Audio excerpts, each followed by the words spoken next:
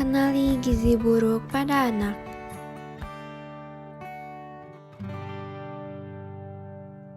Tingkat kesakitan anak balita sebesar 55%, malnutrisi tinggi, dan kesehatan perorangan yang sangat rendah.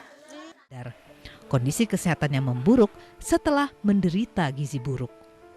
Sebagian kulit Rini mulai mengelupas, berat badannya pun hanya 11 kg.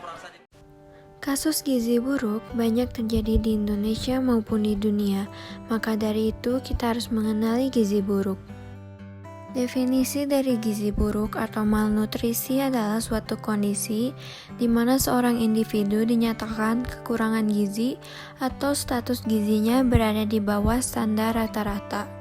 Ciri-ciri gizi buruk pada anak yaitu menunjukkan pertumbuhan yang tidak maksimal, artinya gagal tumbuh mencapai ambang normal sesuai usia, baik berat badan maupun tinggi badan.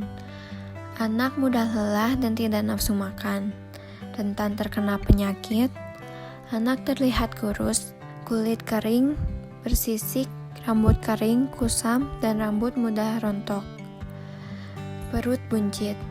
Anak penderita gizi buruk mengalami pembengkakan pada perut dan kaki. Mengecilnya otot. Massa otot akan berkurang pada anak yang menderita gizi buruk.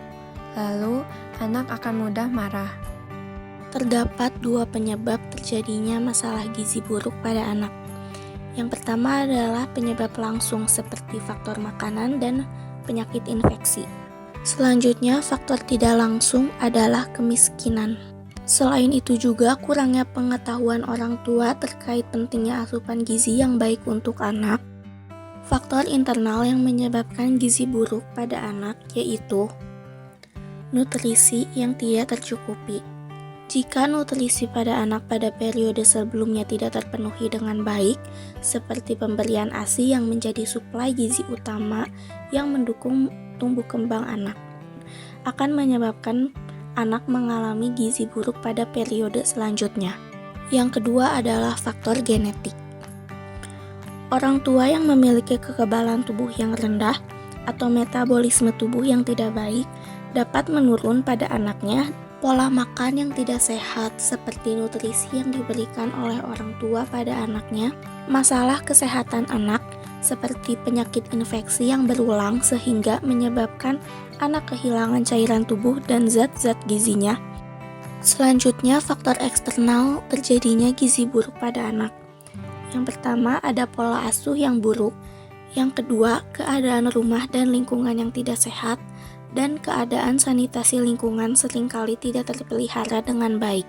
Keluarga dengan pendapatan ekonomi yang rendah cenderung tidak dapat memberikan asupan gizi yang baik untuk anak. Kemudian, tingkat pendidikan orang tua yang rendah mengakibatkan tingkat pengetahuan yang rendah pula tentang jenis-jenis pangan yang baik bagi anak-anak. Dan yang terakhir adalah kebiasaan pola makan yang buruk, seperti asupan makanan anak yang tidak sesuai dengan kebutuhan gizi, atau anak yang sering melewati sarapan pagi.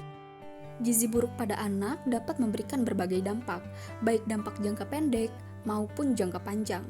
Dampak jangka pendek akibat gizi buruk ini dapat berupa anak yang rentan terkena sakit karena stamina tubuh yang tidak kuat.